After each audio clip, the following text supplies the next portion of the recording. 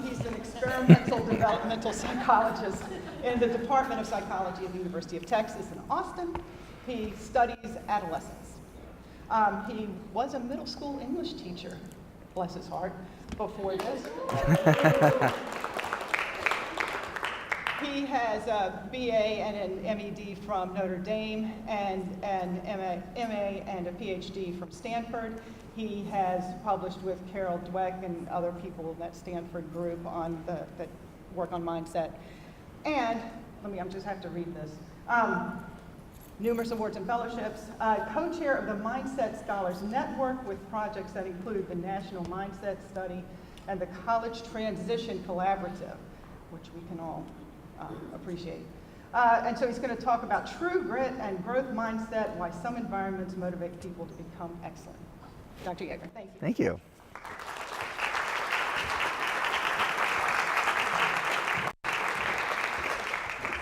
Hi, everyone. It is just a true delight and pleasure to be able to share some of the findings we've been learning in the last few years with you today. Probably my favorite thing to do is to share research at community colleges. And there are many reasons why. One reason is my work at the Carnegie Foundation in developmental math and reform is what brought me into doing mindset intervention research, which now is one of the core things that I do.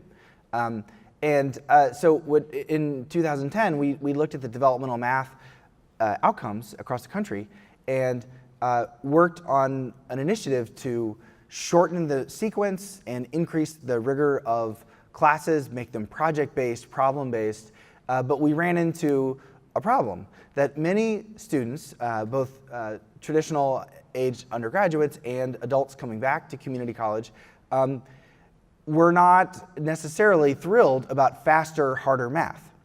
And there was Jim Stigler, our collaborator, coined the term in our group, math scar tissue, that many students, when you said you're going to do it harder and faster, that was not thrilling to them. And so the idea was to pair the increased rigor and challenge with the psychological supports in which young people feel comfortable embracing challenges and persisting in the face of them. And that need, coming directly out of an initiative in community colleges, led to the first scalable growth mindset interventions that I'm going to share today. And we're excited that have been spread in many other domains as well. The second reason why I'm just thrilled to be here is just because I believe so much in the mission of what you're doing. Community college really is the engine of upward mobility in our society. And it's not appreciated nearly enough by policymakers or researchers. But in my experience, I've probably visited 40 or 50 community colleges across the country in the last 5 years. There's so much innovation and so much good work happening. And also some of the best teachers I've ever been around have been at community college. And so this is just my way of saying thank you for letting me interact with you and share some of my findings. And my hope is that the data are a start in that they help provide some context and some ideas, but really the way that they will come to life and benefit your students is as you innovate and take them in new directions. And so I'm thrilled to see that. So that's my preview. I also want to say what I'm going to share with you is kind of the hard-fought insights from my field. My field being the nexus of developmental, social, and educational psychology. This isn't all my work, though. So my graduate mentor is someone named Carol Dweck, who wrote a book called Mindset, and my other collaborators at Stanford and other places, Valerie Purdy-Vaughns at Columbia did one of the studies that I'm most proud of that I'll share today, and then Angela Duckworth wrote a book called Grit. She's a collaborator on these projects as well. So think of all of us as really just excited to share data and findings with you and see how you can take them in new and better directions. Okay, let's get started. So as I've been thinking more and more about higher education and its place in the global economy, I've been thinking a lot about the psychological challenges that students face and really the psychological needs that they might have. And increasingly, it's very apparent from labor economists that it pays a lot to be willing to deeply learn hard and novel things that span traditional disciplinary boundaries or that go beyond the kind of lockstep training, in part because careers are changing at such a rapid pace that there's a tremendous wage premium if you can do things that computers can't do on their own first before someone trains the computer to do that thing, right? That algorithms are becoming more and more sophisticated, and so being able to acquire novel skills at any level and pull them together in ways that require humans is increasingly valuable, and there's a premium for that for wages. But in addition to wages and then the effects on the local economy, the problems that our society is facing, both local and community level and at a global level, are seemingly more complicated than they've ever been. And they require a type of integration and communication that maybe previous generations didn't need so clearly. It also just seems harder than ever to do basic things. It feels like everything's more complicated. Maybe I'm just getting older. But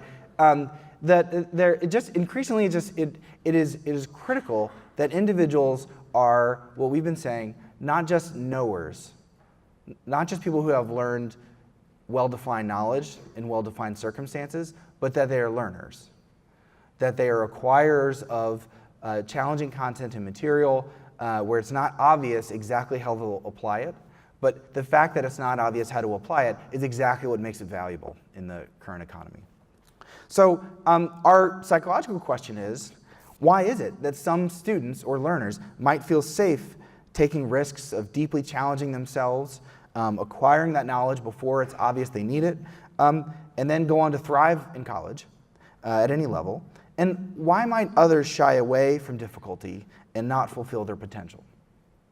This is our kind of driving puzzle, and there's many answers to it, but it's something we return to again and again. And when we spend time with undergraduates, or as I do at University of Texas, and as you do, but also high schoolers, middle schoolers, it's obvious that this is a critical question because many young people shy away from rigorous learning challenges. At the same time, as a developmental psychologist, we need to remember this is not really a problem that you have when you're born, right? You don't see slacker babies who can't get it together, right? Babies don't say, "I'll learn later," right? Instead, what you see is from birth, human beings are learning machines. Every typically developing human will acquire the language of origin with all of the sophisticated grammar and the unknown and unspoken rules, and they'll do it without finishing a single worksheet or getting a single grade, right? By age 3, basically. So that's remarkable. Humans are learning machines. When kids learn how to walk, right, they don't take a couple steps and fall down and then say, "I guess I'm not a walker," right? But it's not a surprise when people say, "I'm not a computer person, I'm not a writer, I'm not a math person." Like I have 3 kids, 8 and under, and 2/3 of them are great. And I won't say if that's an average or how it's allocated, but when my kids, when they try to start walking, they didn't fall down and give up. They're like, "No, I really want that thing my mom doesn't want me to have, so I'm going to walk no matter what," right? There's this determination and experimentation that is inherent to the human condition. And it seems as though that wears off later, but when it does, we can't just take it for granted that that's now how humans are. We have to remember we are actually natural-born learners, all of us. And I think of the Mindset Enterprise more than anything as not making people learners, but allowing them to recapture and recover and retain that natural desire for challenge and deep learning that is critical to us as a human race. So what might be changing? What might cause us to shy away from the challenges that we think might be critical to overcome in order to acquire valued skills? Well, one perspective we've had as psychologists is to think about the fears that people have when they make a life transition and how those fears can legitimately get in the way of you throwing yourself in and plunging in headfirst to embrace something that puts you at the frontiers of your abilities. Specifically, here's a graph of self-esteem in the college transition. This is from a four-year college, but we have survey data from thousands of community college students in our Carnegie Foundation pathways. We find similar trends. What you see is that many students begin rather confident. They'd say, I'm doing good, I'm in college, I have freedom, I'm taking a step toward my future, and so on. I'm learning, the classes I'm in are maybe, they seem, they're harder than what I took before. I'm excited about this. But then what happens over the first semester? Well, maybe like freshman calculus happens, or freshman writing seminar, developmental math or developmental English, right? What might happen is I say hi to people at the lunchroom once, and then I never get to talk to anyone. I feel alone, right? I miss my friends, or my friends are moving on to do other things, and so on and so forth. And pretty soon, many students come to doubt their abilities, their belonging, and feel more negatively about themselves. Among students who persist through college, however, it tends to improve. That is, these are averages. Of course, there's variability, but the normal response is for it to start kind of okay, get worse and worse and worse, and then gradually improve over the rest of your college transition. So this is fine if you know to expect that. But because many people are transitioning to college for the first time, they don't quite know to expect that, right? You only have one first day of kindergarten, you have one first day of college, even though millions of people before you have had those things. You personally have only done those things once. And so when you're in this kind of like trough of a loss of confidence, it's very typical for people to say, are these things that are hard, are they normal? And are they ever going to get better? Now, I've idealized the transition to college, but you can think of the same psychology in many other life transitions. We've been working with veterans coming back to civilian life, right? A time where you felt competent and had a role and a group, and now you feel unmoored from what made you feel competent and connected. And then you ask yourself, is it normal that it's this hard, and will it ever get better? Right? You can think of having a first child, transitioning into or out of retirement, and so on. The college transition, though, we think these kind of transition-specific questions that arise as catalysts for underperformance sometimes, even among students who had the potential to succeed before they started. So let me give you a concrete example. Do you guys use the AccuPlacer for your placement? Okay. Raise your hand if you've taken the AccuPlacer. Okay. So it's just a few of you. So when I first started doing work with community college students in 2010, I went as though I was a matriculating student, and I took the AccuPlacer at Foothill Community College outside of close to Stanford. And it was really a harrowing experience if anyone else here has done it. First of all, lots of other people are taking tests, but they're not taking the same test. And almost all of them finish in 3 minutes. So I'm doing math, and everyone else is like doing the picture drawing one, and they finish super fast. You're like, wait a second, is everyone else here smarter than me, right? There's this implicit social comparison. Also, may not be true here, but where I took it, there were signs everywhere that said, research shows you're probably not prepared to take this test. Go home and study and come back tomorrow. And then you'll do better. And clearly they like surveyed people after, and they were like, did you prepare or not? And then used the survey data to show that scores were lower among people who didn't prepare. And then their treatment was to then terrify everyone. And like, these are precisely the students who are not always great at accurately assessing whether they're prepared.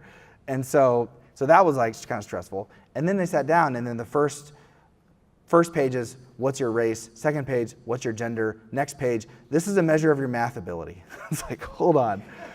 This is a stereotype threat manipulation.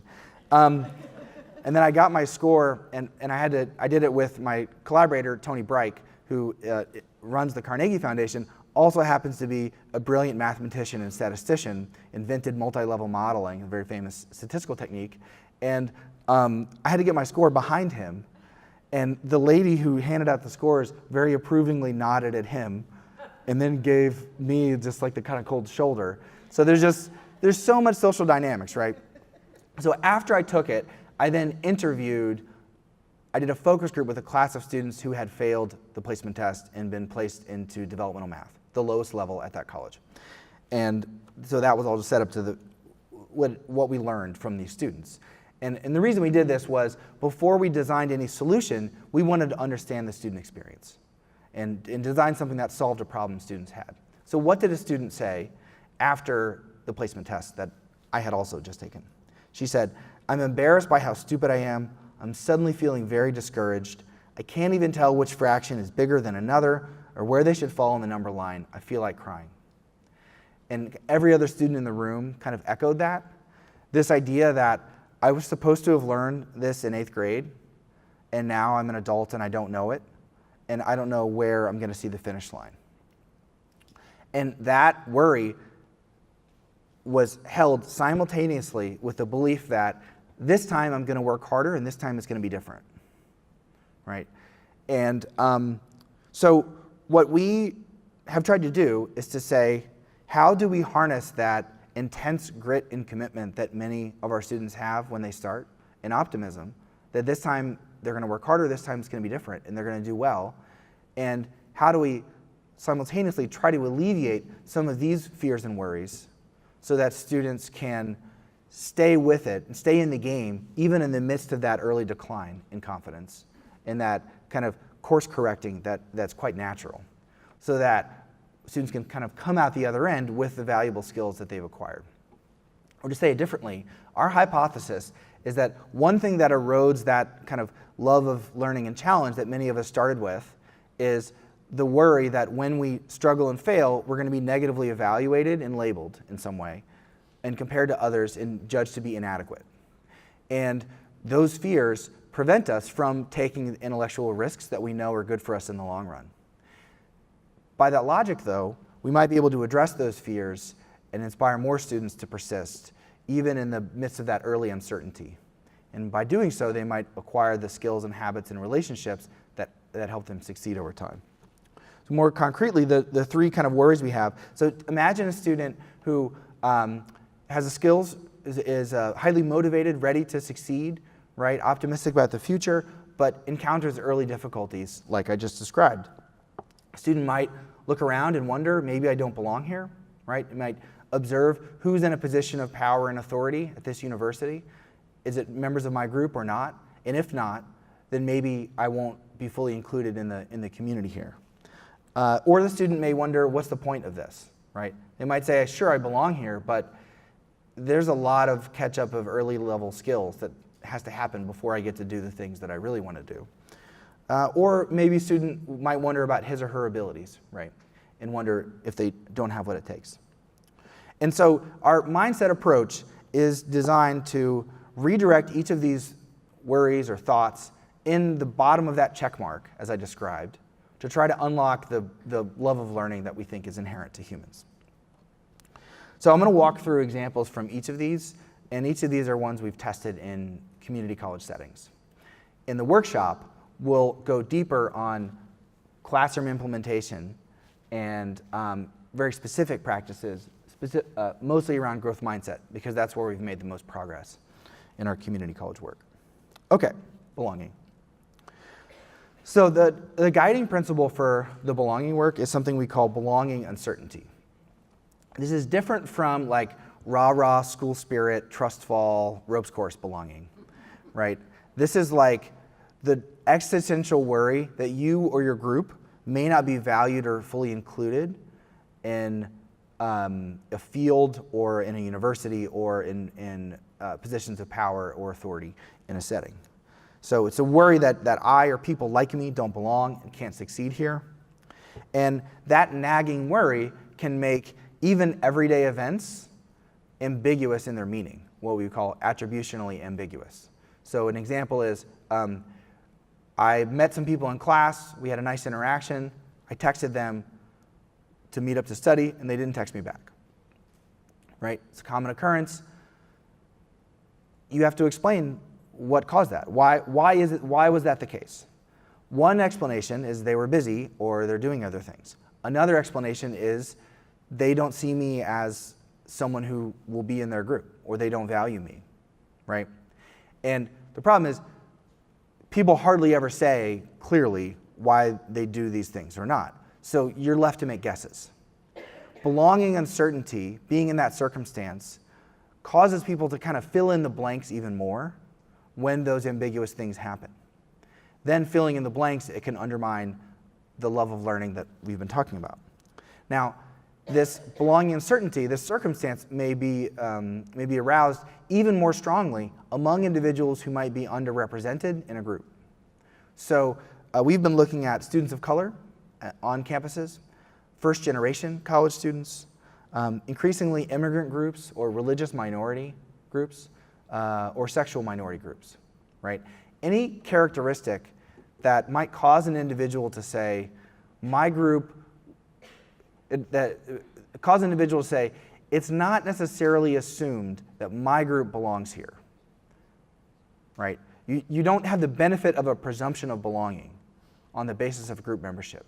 And as a result, everyday occurrences can be ambiguous to you. Here's a specific example. Greg Walton, in his Yale honors or PhD dissertation, did a daily diary survey with college students. And one student wrote, "Everyone's going out without me. They didn't consider me when making their plans. At times like this, I feel like I don't belong here and that I'm alienated." What he found was that everyone wrote something like the sentence in black. That is, everyone has everyday hassles or difficulties. Not everyone wrote something like the sentence in red, which is an inference, right? Students from groups that were underrepresented in higher education were more likely to draw the inference in red. Everyone had the sentence in black. Students experiencing belonging uncertainty then use that uncertainty as a cognitive context, as a background, to then make an inferential leap and draw the conclusion in red. Here's an academic one. "My essays in class are always criticized. My teacher says they're not good enough. It makes me feel like the teacher doesn't like me, that I can't ever be good enough." Again, of course your work should be criticized. The sentence in black is how higher education should work. It's the next sentence, the inference, that belonging uncertainty can contribute to. And you can imagine alternative inferences, like, my teacher criticizes me because they believe that I'm capable of meeting a higher standard, and they're putting in the extra time because they care about me, right? It's an alternative explanation someone could make. But we think that these red sentences here then feed into what we call a recursive process. So why is this hard? Why is it difficult? It's hard because I don't belong. I'm not smart enough. Well, what do you do if you worry that people perceive you as not good enough, right? Maybe you don't raise your hand and be confused publicly in front of all of your peers. Maybe you don't come to office hours because you worry someone will think that that should be easy, you should know that, right? You may isolate yourself. You may not seek out help. You may study alone. Even if a college or university has a study lab on every corner, it might be completely empty and full of A- students who want A's, right? If many students are making the inferential leap in red. And that's what I hear, that's what a lot of colleges tell me. So they say, students have poor study skills, so we built a study center. No one uses the study center, right?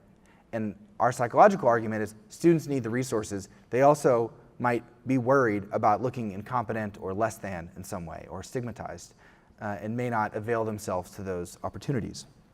Now that students might be engaging in poorer study skills, well, what might happen? Well, they might get lower grades. Well, now they have those lower grades, and what are they going to infer? Well, this is hard because I don't belong, I'm not smart enough, right?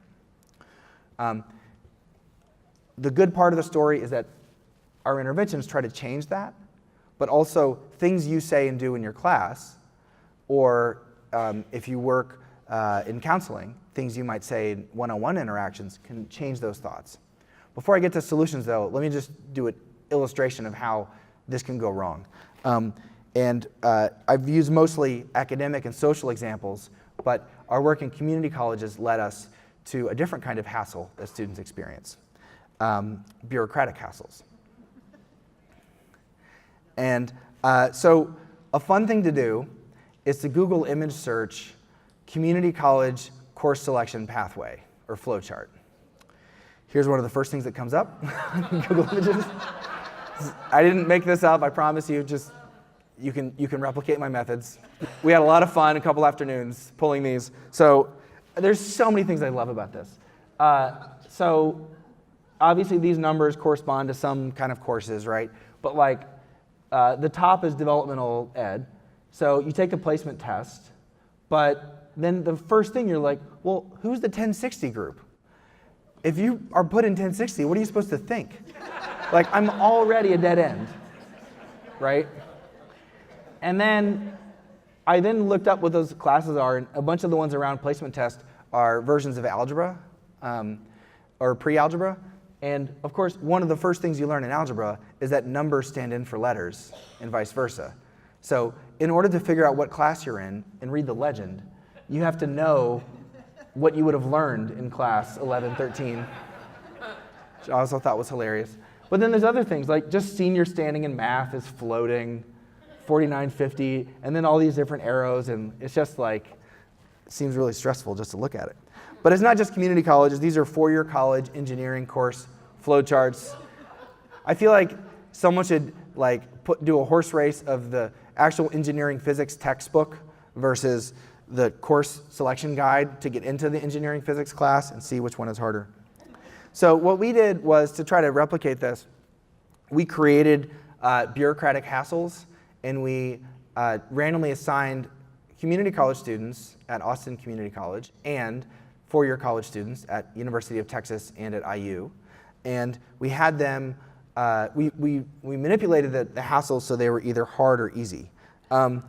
Sometimes we did a course flow chart where, so like imagine here, we did a version of this where the colors meant the mornings or afternoons on which you were allowed to register for certain classes versus one that was super clear. That's like, if this is your major, take these. If this is your major, take these. And where it simplified the choices. Then we created one where it was a web form, and this came from my interviews with community college students who told me they often had to wait in one line to get an appointment so they could wait in the line that they really needed to be in, and then get that advice, and then learn that the rules had changed and the counselor wasn't updated, so they couldn't get advice and had to go back to the first line and get an appointment. So there's this kind of endless like line waiting. So we created a web form where students filled in all of their personal information to get really good info on financial aid. It wasn't to get money, it was like, but it was supposed to be like gold standard, here's how you get the financial aid you need. And in the simple condition, you could click submit. In the frustrating condition, you click submit, and it told you that you needed a 24-character password with an ampersand and all these other special characters, and then it deleted all your information because your password was inadequate. And then you had to do it again. So we have since learned that the largest effect I've ever studied is the effect of that on the survey question, this form was frustrating. So there's intense frustration. And the hypothesis was that it's frustrating for everyone, just like that sentence in black. But students who come from groups that are underrepresented might make the next inferential leap and infer that that frustration is a sign of something bigger. This is the tip of the iceberg. This means, in general, that I don't belong. So we asked them how much they felt like they belonged in their college after that. And we broke it out by continuing gen students and first gen students. What we found is that for continuing gen students, kids whose parents had a college degree, a four-year degree, even though everyone found the form frustrating, in the frustrating condition, they didn't lower their estimates of belonging. For first gen students, if the form was easy, they felt like they belonged just as much. But remember, the key idea here isn't belonging, it's belonging uncertainty, which is a kind of contingent belonging. It's a readiness to attribute difficulty to a fundamental lack of fit. So what happens when the form is frustrating? What you see is a rather dramatic reduction in belonging only among first-gen students. In the open-ended comments for this study, we asked students, do you have any feedback for the University of Texas about this form? First of all, no one was surprised that UT had made a form that deleted all their information, which is such an indictment on my bosses. But second of all, first-gen students said, the form was so hard, if I can't even get info on financial aid, how am I going to get my classes? How am I going to get my major? I'm never going to make it through. Continuing gen students said, this form was so hard, you should fire your web designer and hire a different person. And there's a kind of entitlement that comes from having your belonging assumed by the individuals in positions of power and authority, where you just don't have to question whether it means you don't belong. You question the competence of the university, but you don't question whether you belong in college. And that's an annoying entitlement, but that entitlement allows people to persist in college because there are inevitable frustrations.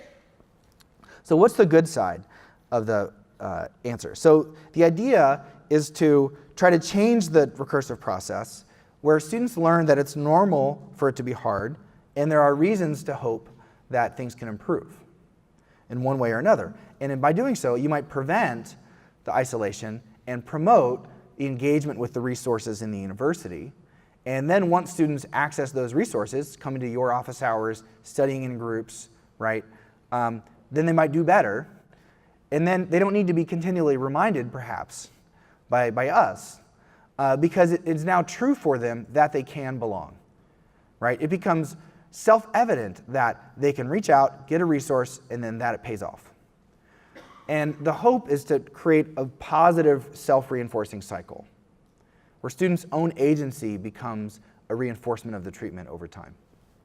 So we first tested this idea in what we called a pre-matriculation lay theory intervention. And it's not meant to be technical, it's just meant to say, we're giving students a different theory of their difficulties. The green sentence is really a theory, right? What caused the difficulty? Well, normal things cause the difficulty, and they can improve. Theories tell us about causes and predictions, right? What's the cause? Something normal. What's my prediction? It could improve. So we want to give them a theory that difficulties are normal and they get better with time if you take steps to be socially and academically integrated. And then the message was taught in these initial randomized trials on a 30-minute online survey. So, for instance, we did it with exiting high school seniors or during freshman orientation for college. We've done this in Indiana with Ivy Tech. Do you guys know Ivy Tech? It's a large community college. So Ron Sloan was at the provost level. And we've done these experiments with, I think, tens of thousands of students going through Ivy Tech. We do it right before, in the months before students matriculate, usually. And what they do is students read statistical results of a survey of upperclassmen. They read stories that were written by real, diverse upperclassmen at that college about how this message was true for them. And finally, students are asked to write their own story to encourage next year's students. That is, it's a way to make students own the ideas. Here's a screenshot. We didn't hire a graphic designer. You're finishing high school, you're going to college, you're excited. You probably still have lots of questions about what to expect and so on. And then they read these stories, as I mentioned, these statistics. In the urban charters where we did this, we did it senior year of high school. So imagine it's May of senior year, you're in your advisory class, and you're reading about what the transition to college will be like. Okay, but half of these students went on to community college, colleges like this one. And in the randomized trial, what we do is half of these students are randomly assigned to the treatment group I just showed you, and half got a message that's kind of typical college orientation, like you should get a bike, or like, you know, you need to make sure your clothes match the weather, or kind of like trite stuff that many colleges think orient students, but do nothing to address existential fears that people have making a life transition. Okay, all students said, I'm so excited that people care about me, they want me to succeed. It feels positive for everyone, but only the treatment group got that different theory about impending difficulties. We evaluate this in the charter study by tracking students through the National Student Clearinghouse. So it's a government database, well, I mean, it's a nonprofit that receives data from institutions of higher education. 99% of students are covered. The only students that aren't are from the lowest quality for-profit institutions.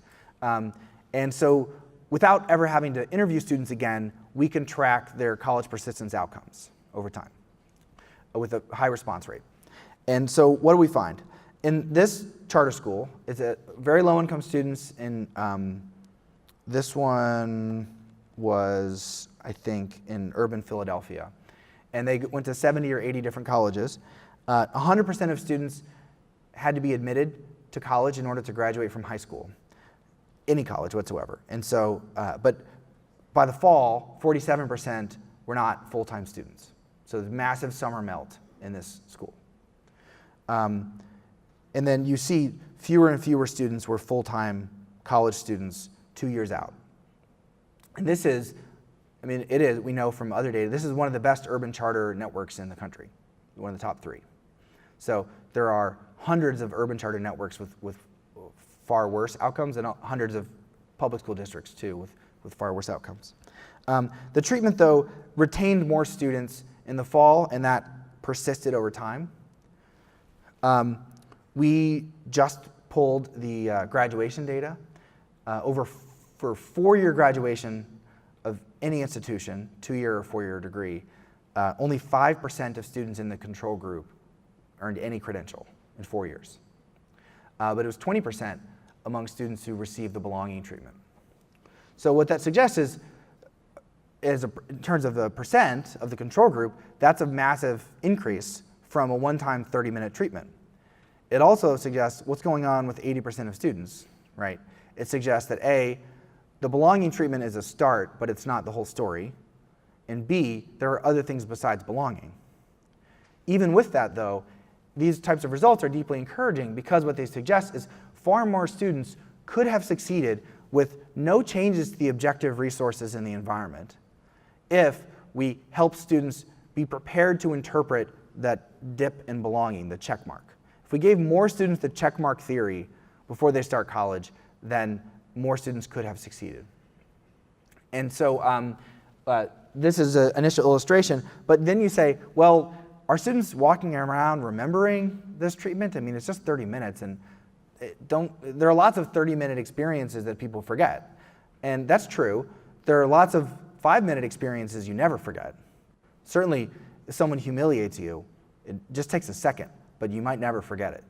On the positive side, if a mentor took you seriously, surprisingly, those also are experiences you might retain and remember forever, or at least a long time. So we do think that it's memorable to hear from upperclassmen that difficulties are normal and improve.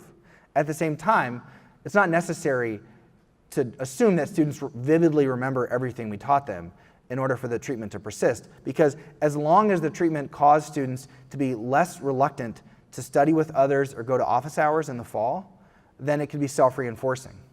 So we actually surveyed students in a number of our studies. We also did this experiment with all the incoming freshmen at Stanford University. And in May, we asked them, did you make close friends on campus? Did you use academic supports? Did you join an extracurricular? Did you find a mentor on campus? All of these things were higher 9 to 10 months later from students experiencing these treatments. We find the same results in the charter experiment that I showed you. What this is consistent with is that cycle I was showing you, where you address core fears and worries that prevent people from being learners. It helps them take the next step to avail themselves of resources, and that in turn can reinforce both the learning that they're doing and the belief that learning is possible and could go forward. So the takeaways for the belonging section are to help students realize that everyone experiences at least some challenge in the transition to college, but critically, this is very important, that it can improve. It's not effective to just say, everyone is suffering, right? Then students say, I don't want to be there, right? It has to both be, it's normal for it to be hard and it improves, and then looking back, people find it meaningful. Okay. Second mindset is purpose. And sorry to pick on math again, but factoring trinomials is really something that students readily talk about as an exercise in which it's not obvious to them why they need to be doing it. Let's see, it's disappeared. And as Uri Treisman, my mentor, likes to say, he's a mathematician who helped us with our developmental math reform. that especially once you consider adults coming back to developmental math, redoing parts of algebra, that initially policymakers said algebra for everyone, and then it turned into algebra forever, to the extent that individuals have to take it again and again. There are obvious advantages of being able to factor polynomials, right? Being able to manipulate variables. And so it is a foundational skill that is required for progress. So a psychological challenge is to help people throw themselves into and want to remember and work hard at skills that are not something you do in a job later, but they are foundational for acquiring the next skill, right? And that psychology is tricky. And the typical arguments about wages, right, often fall flat because it's not obvious how mastering this turns into wages later. And even if it did, it becomes a marshmallow test problem, where you have to wait for this uncertain second marshmallow far in the future, and students would rather just eat the first marshmallow right now. So we get around this by invoking what we call a purpose for learning. So rather than making the long-term financial argument, although that always looms large, we instead just emphasize more that it's not the wages from the credential necessarily that helps to focus on moment to moment. It's rather the use of the skill from the class for something that matters to you or the community around you. So purpose for learning, very simply, is the idea that you work hard and learn in school in order to gain skills you can use to have a positive effect on the world around you and also have an enjoyable and fulfilling life. Sounds like a mouthful, or it maybe sounds trite, but it actually is different from the most common argument that students tell us when we interview them. We say, why are you learning in school? Good grades, credential, job, right? Those are important, but very rarely do students say, I would like to remember what I was taught after I'm tested on it. But that thought is the whole point of education, right? Is to remember things you learned after you've received some kind of credit for them. And so we think interventions and exercises that A, put a focus on the skill, and B, focus on how the skill, if retained, could connect to something that matters to you or someone you care about, that could inspire deeper learning. So Chris Hulleman is a collaborator of mine, tested an intervention that any of you could do in your classes this fall, and it could be seamlessly woven into your regular activities in a way that wouldn't feel awkward to students. And the intervention is rather simple. Whatever topic you're working on or about to teach or have just taught, students can be asked to write a one-paragraph essay, perhaps to future students in that course, that explains how the topic applies to something in your life or to the life of someone you know and care about. What many or most students write about is how they could use the knowledge to make a difference for either family or community or the world around them. That is, they tie it to something larger than themselves. And it doesn't have to be long, and it also doesn't have to be particularly realistic, we've learned, as long as it's authentic, that students are generating these reasons. This is done 3 to 5 times over the semester. And in one of the first randomized trials, Chris Hulleman did this and in high school science class, and then looked at GPA at the end of the term, and looked at it by students who were already going to succeed, who had high expectations and high grades, but really expected effects among students with higher levels of risk, that is, students with low initial expectations for success. What he found was a small, non-significant difference for students who already expected to succeed, but a rather striking and large effect among students who started out with low expectations. This paper was published in Science, but has since been replicated in lots of community colleges. Most prominently, Valencia Community College in Florida has been a partner of Chris's, and they've done randomized trials with several thousand students, and they find similar effects. In fact, the purpose for learning intervention is something that works about as reliably as any intervention we've done with community college students, and in some cases even more reliably than the growth mindset intervention. And the reason why we've learned is at least 2 reasons. One, many students are not asked by teachers what they want to do with the knowledge from the class. Many students are asked what their career goals are, but not always, how can your expertise be a contribution to family or community? Even though, when we survey faculty, almost all of them tell us that one main reason why they teach is so they can help more students gain skills they can use to contribute. It's this kind of tacit thing where students have those kinds of goals and faculty do our work in part because we want to nurture them, but they're not always talked about. And so it feels significant when students get asked by teachers, and it can be affirming in a way. A second thing we've learned, and this is interesting and still emerging, is how often students, at least in the developmental classes we've worked in, have negative stereotypes about their peers. So we've been trying to figure out, why don't students study in groups as much as they should? And one thing we've learned is students have often told us, well, the reason I'm in developmental ed is because I had a bad teacher in high school. The reason they're in developmental ed is because they're lazy. And we found this in lots and lots of studies. This may not be true here, but we have found this. And we found that one way to overcome that stigma is to have students read anonymously the purposes, the noble purposes of the members of the class. So the idea is, instead of this class being a makeup for things you should have done in the past if you would have worked hard, instead it becomes, this class is a stepping stone toward the important things that I hope to do for my family or my community or the world around me. And there's something social about knowing that your peers have higher purposes for learning, no matter what level of class that they're in.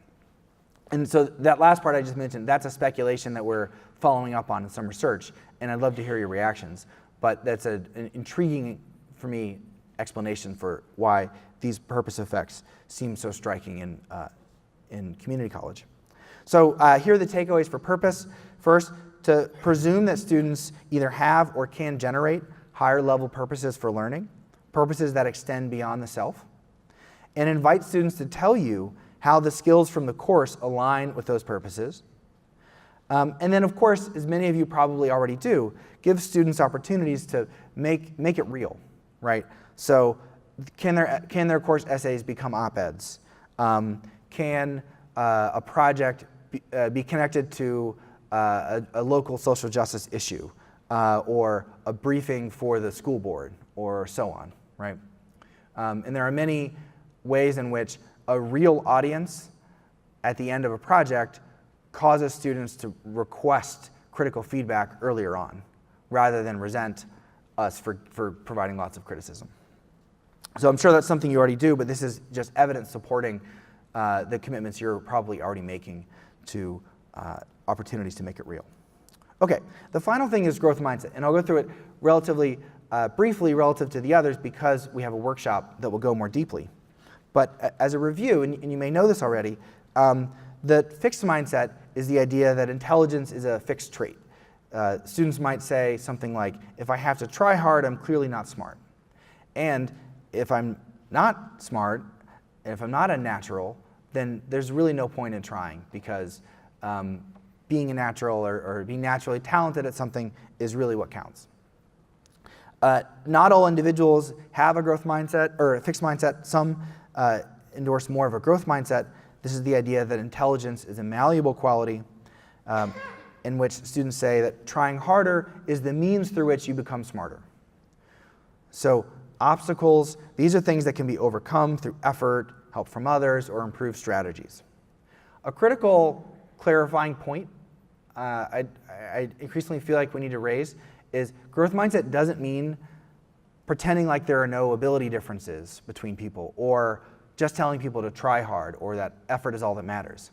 What it really is saying is no matter where you are right now, it's possible under the right circumstances with the right support for you to improve your ability going forward. It doesn't mean everyone tomorrow can have the same level of ability in all domains, right? Students will clearly reject that because it won't feel true to them. But it is true that anyone, no matter where they are, has at least the potential to improve in some aspect of core abilities in a given domain with the right training, the right support, and an opportunity to do it with supportive mentors.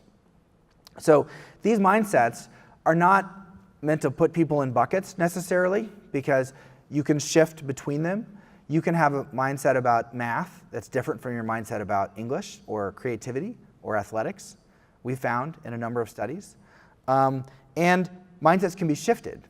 And the fact that they can be shifted is probably the most exciting part of the research, because it suggests an intervention strategy.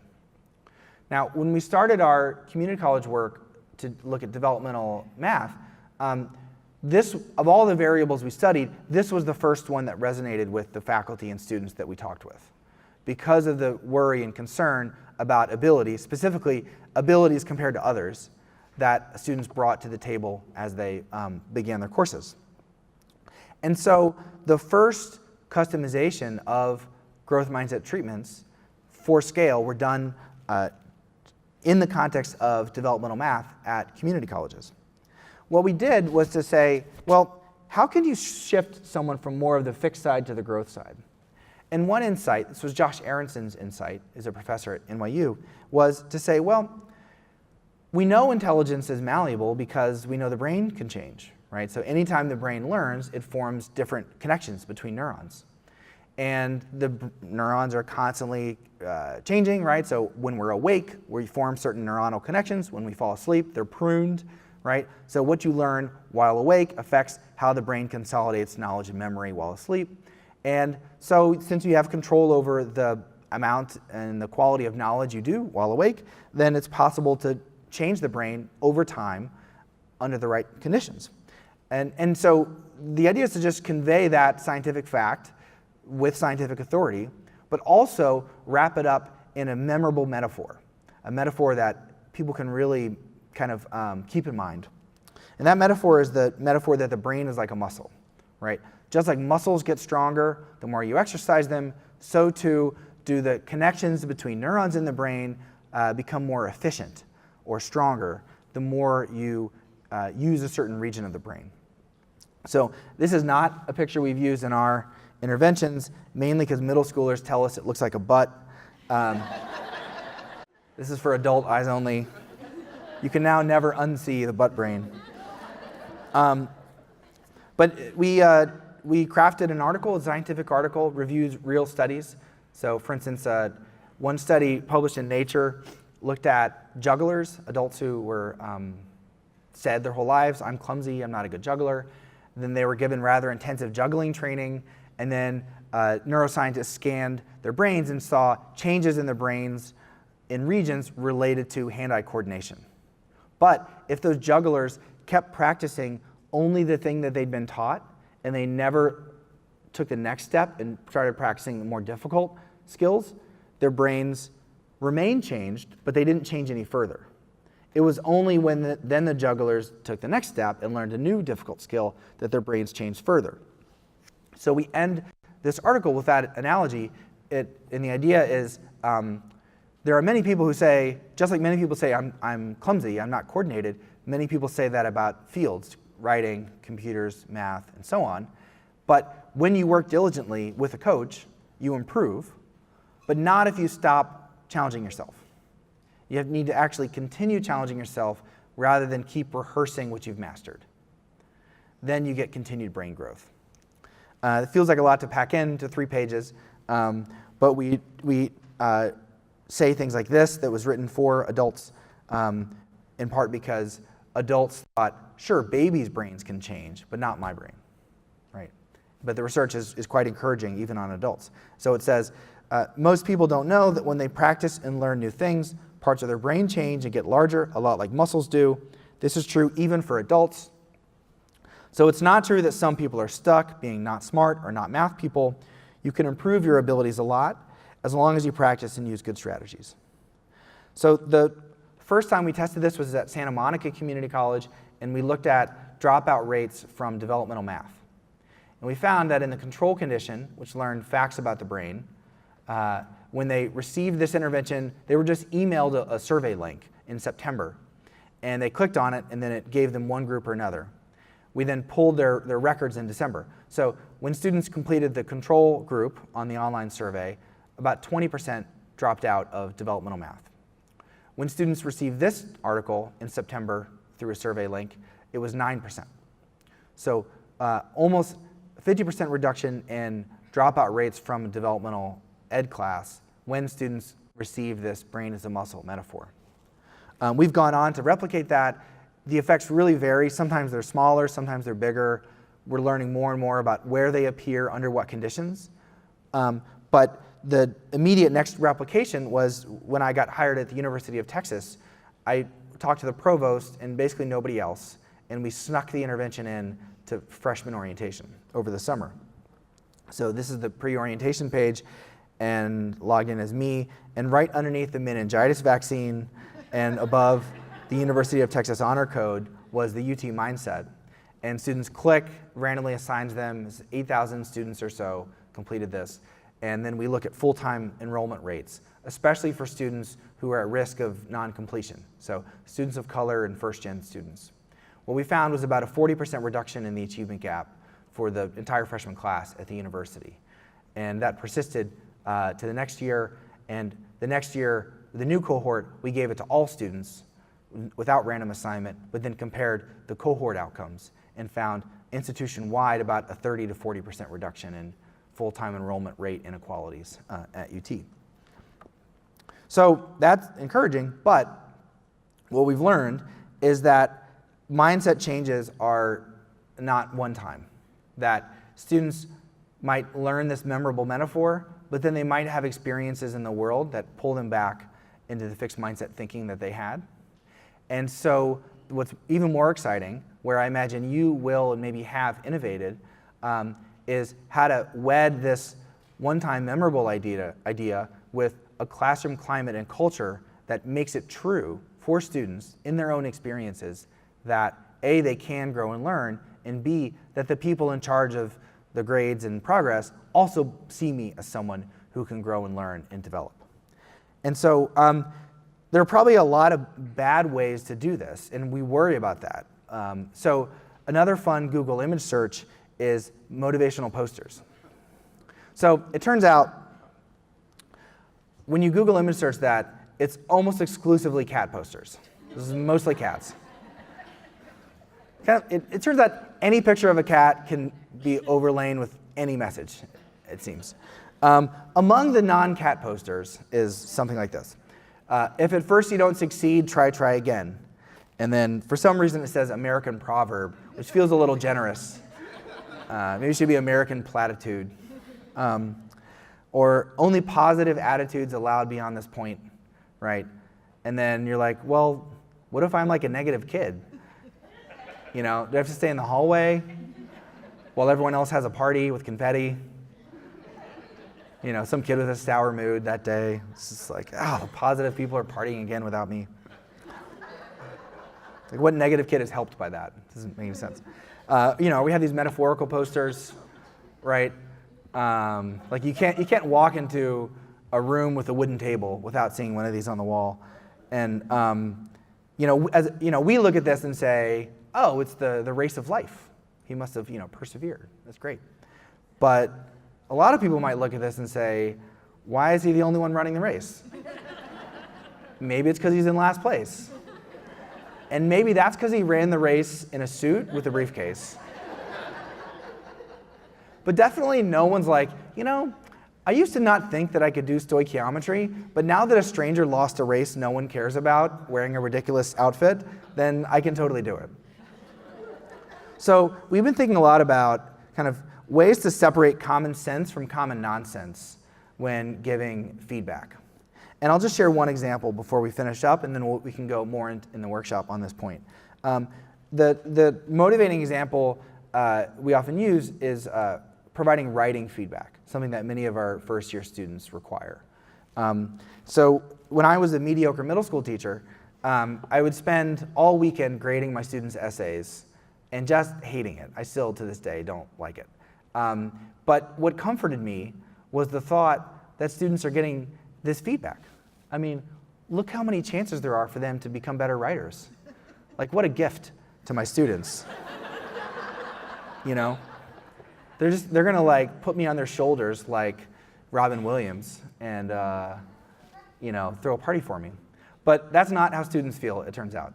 My 7th grade students mostly felt like I was such a jerk that I even spent my weekends ruining their essays so that they could feel horrible.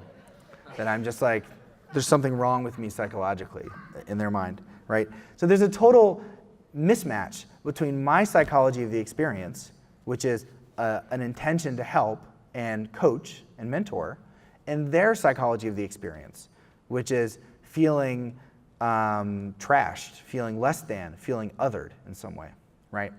And as a psychologist, that's actually a good puzzle because it suggests that with the right clarification, we might be able to resolve that dilemma and help students see it the way I meant it.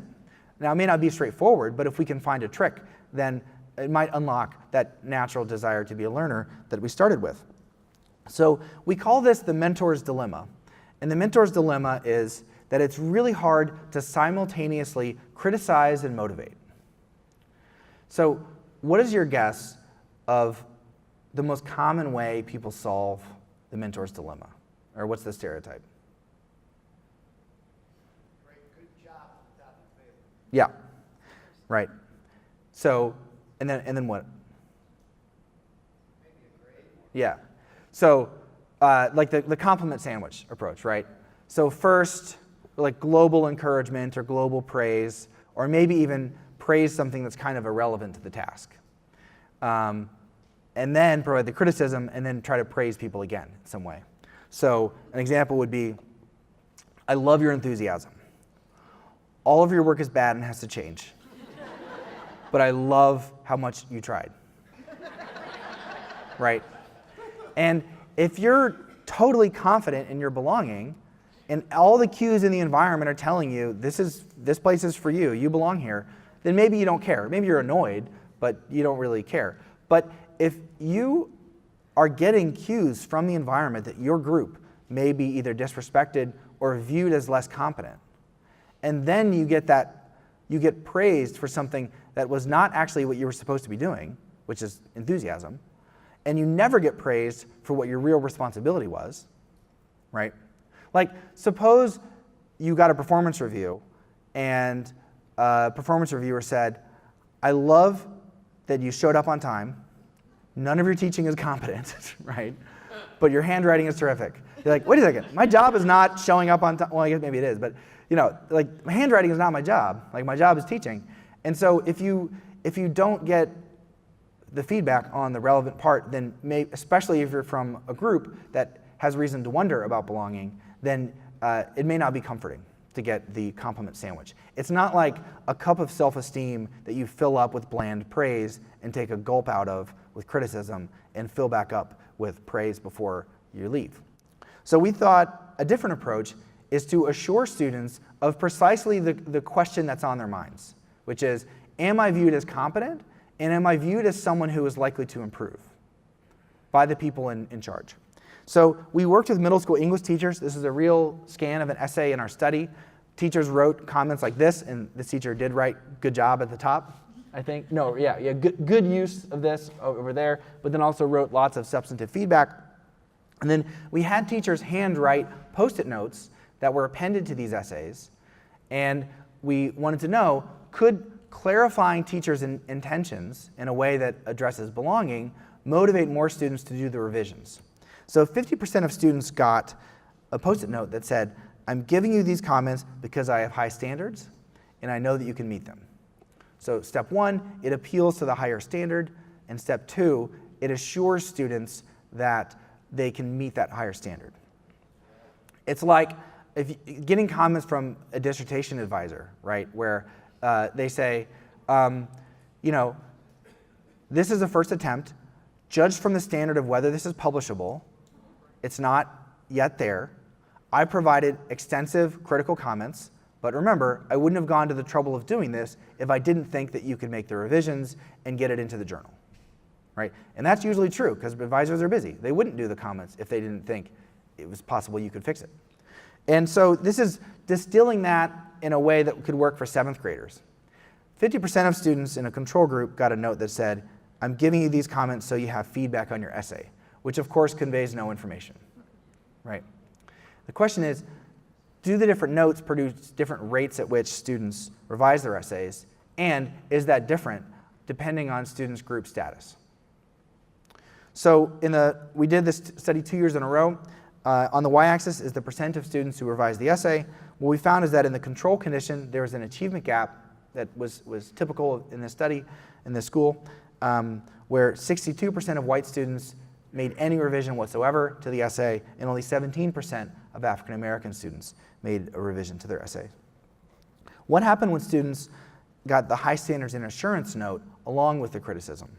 There was a modest, non-significant increase among white students from 62% to 87%, but a rather striking increase from 17% to 72% among African American students. It's as though the question of belonging loomed large for students of color in this context, and we know that in part because of the discipline disparities in this school. Only black students were disciplined for defiance or disobedience, that is, judgment calls, where adults decide that you're over the line or not. And so students may have been aware that their group was disproportionately disciplined or treated poorly relative to their peers. And that may have caused a reluctance to throw themselves into a revision when their work had been criticized. But what happened when the teacher clarified, no, I'm doing this because I see potential in you and I'm holding you to this rigorous standard? Then students, it seems, felt psychologically safe taking the intellectual risk and embracing the challenge. We replicated this in the next year where, again, there was an achievement gap in the control condition that was eliminated in the treatment condition. We also kind of painstakingly counted every suggested revision and then checked in the revised draft whether students did it. And overall, students made twice as many of the suggested revisions when they got the high standards and assurance note. So what implications does this have for your daily practice? I want to dig into that in the workshop, but I do want to say first, this is not, high standards and assurance is not a magic phrase. Like I have often joked that textbook companies will start selling high standards and assurance Post-it notes and guarantee that your achievement gaps will wash away if only you have the appropriate sticker or stamp. And that's not what I'm saying. I don't think the secret sauce is the words. I think the secret sauce is the relationship. I think it's an authentically respectful relationship, especially across group differences and across power differentials, that when people perceive that respect and perceive it as an opportunity to gain skills that will allow them to make progress in the context of that relationship, then they're willing to work quite hard and they're willing to take criticism and feedback and continue to improve. So I think the real trick then is how to be inspired by the logic of these phrases without parroting them in a way that will feel inauthentic to students. Although sometimes you can say something 1,000,000 times and it becomes an inside joke, and students will kind of give you a pass if you say it 1,000,000 times. So I'll leave it up to your discretion. But what I want to talk about in the workshop is I worked with Rachel Mudge, who's a superstar developmental math teacher who had seen my talk a few times. And I asked her to write a bunch of mindset phrases that she would say inspired by the talk. And she did. And then I said, Rachel, don't take this the wrong way. I wouldn't say any of these. I think all these are wrong. And she said, well, what would you say differently? So then I wrote a bunch. And so I have an exercise that is things that are kind of well-intentioned mindset phrases that I don't think quite hit the nail on the head, and then things that I've suggested that are revisions, but none of these may feel authentic to you. So the idea is, what are additional things that you might want to try to say less of or more of? And maybe there are professional learning communities that you could work together with in teams in order to try to improve your mindset phrases. So the takeaway is to really just help students realize that struggle equals growth, to make your belief system explicit from the start, that you think all students can improve to some extent without being inauthentic, and find ways to make that belief system true, both in how you talk about frustration and confusion as opportunities to learn, but also in the way we grade, right? Do we value getting right answers quickly or memorizing, or do we value improvement in the face of confusion and frustration? And we'll talk in the workshop about ways to maybe boost these ideas and time them Now, the real challenge is to kind of pull all three mindsets together, right, and do it in the context of meaningful tasks. So the work that students are being asked to do is done, there's a supportive mindset climate, and the work they're being asked to do is worthy of aligning all these mindset things with it. And in addition, course procedures that allow opportunities for pursuit of purpose, addressing belonging uncertainty, and worries about ability. And so I've been doing a lot of observations of superstar calculus teachers, like Uri Treisman, who's like the Michael Jordan of freshman calculus. And it's like you got to watch Jordan before he retires, you know, and Uri's getting there.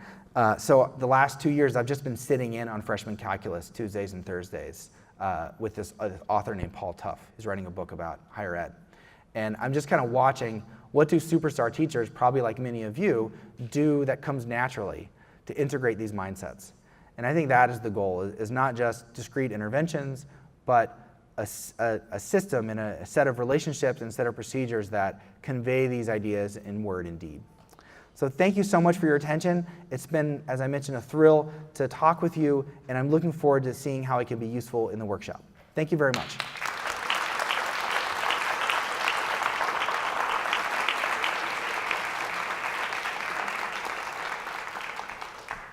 We probably have time for 3 questions, and I can count, so so when you have them, but otherwise, I hope to see you all at the workshop. 3 questions, and then workshop where apparently there's excellent acoustics. Yeah. You just mentioned about being systematic. There are a lot of different interventions that we might be able to implement in the classroom, outside of the classroom, but how do we do that without tripping over each other? Is there a way to be systematic in our approach as an institution? Yeah, so the question is, how can you be systematic in the sense that you might trip over each other? So if every class students come in, they get the same brain as a muscle article, eventually they're like, I've kind of read this before. So the one way is to have the initial article be university-wide or some gateway, some entry-level channel, but every class can customize it. And the customization is rather simple, is you take former students from your class, from previous semesters, who started off struggling and improved, have them go through the article and say, what are the lessons from this that you think this year's students need to know? And every class's ethos can be self-customizing because your successful students, they're actually better experts in succeeding in your class than we would be, because we actually haven't taken our own classes, right? So what I do in my undergraduate class is I show the article, and now all freshmen at UT get it. So I don't make my students, when they get to me, do it again. Instead, I say, here's something you may have seen before. I don't know how to customize these messages for incoming students in my class. Would you mind writing a comment or an essay or a story for this year's students? And then I use that with my new incoming students. So there are endless ways to self-customize when we give kids in our class voice, and that itself can be institutionalized. Another thought is, like, could we save half a class period on a syllabus for some explicit communication of the classroom ethos, right, in all of our classes, or at least in our gateway classes? And another thing is, we often know when you're starting new units that we know many students either, if they're going to drop, they're going to drop after such and such unit test, or if they're going to not drop but start having a failing grade. Those are times where you could time boosters, and to the extent that sometimes teams teach the same class, syllabi can be made in common, and they can you can time exercises there. So that's what I've seen colleges do, is make one decision of when is the initial mindset change article going to happen. Okay, we're going to decide that. Next, how are we going to customize for classes? People decide that. And then when might I time boosters? And then people often do that in teams. Thank you. As a developmental psychologist, this is really exciting, so I appreciate that. I'll ask this question now because I don't know that it will fit in the workshop. But the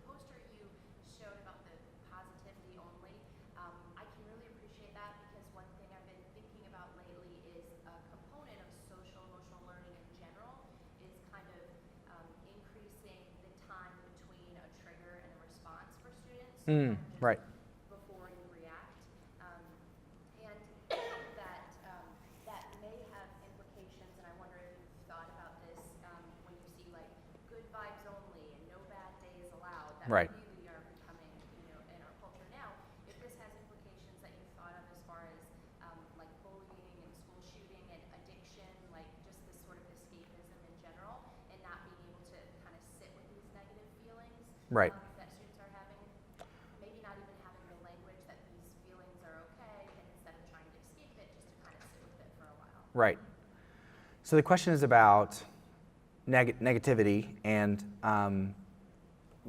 part of the question, as I'm understanding, is as a society, we've decided that positivity is the right way to be and negativity is the wrong way, and we may not be equipping people to deal with inevitable negative thoughts and feelings. It's one point.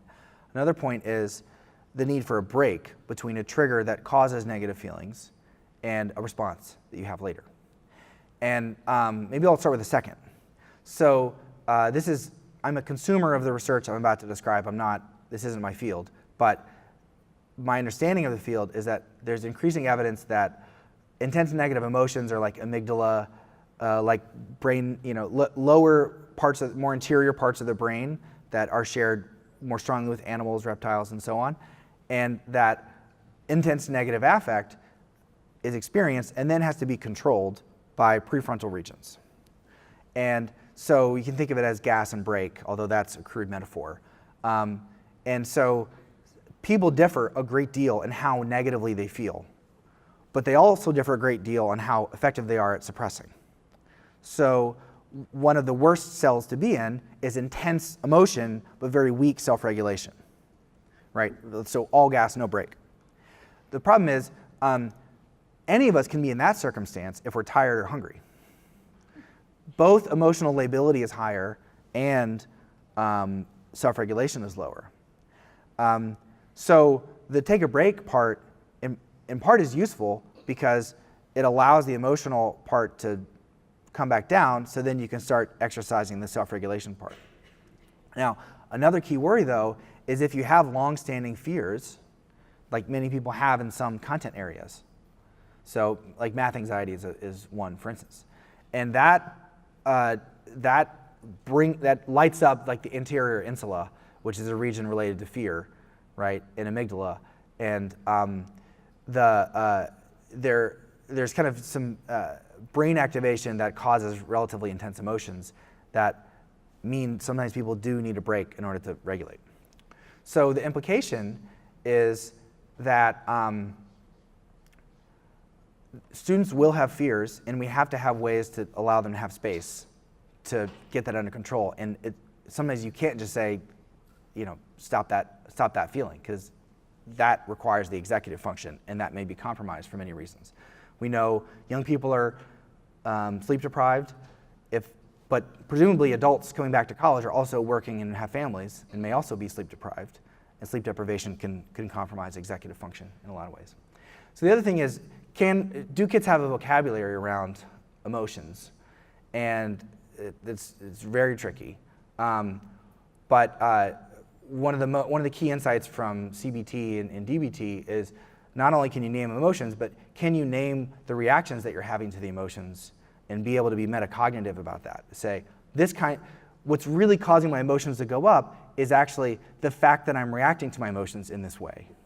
That second order metacognition is super critical, but it's hard to do without training. And so mindfulness meditation is something people use because the whole goal is to treat yourself as an object that you're observing. And there have been actually really good results for people with anxiety and fears to use mindfulness meditation approaches. All of this is hitting home for me, though, because my 6-year-old is super ADHD, and there are just certain times of the day I just can't reason with him. And I'm like, you just need to eat a protein bar and not talk to me for 30 minutes. Let's just let your executive function get back in. Let's myelinate those frontal lobe things. Take some fish oil and some protein, and then we'll talk later. So, thank you guys.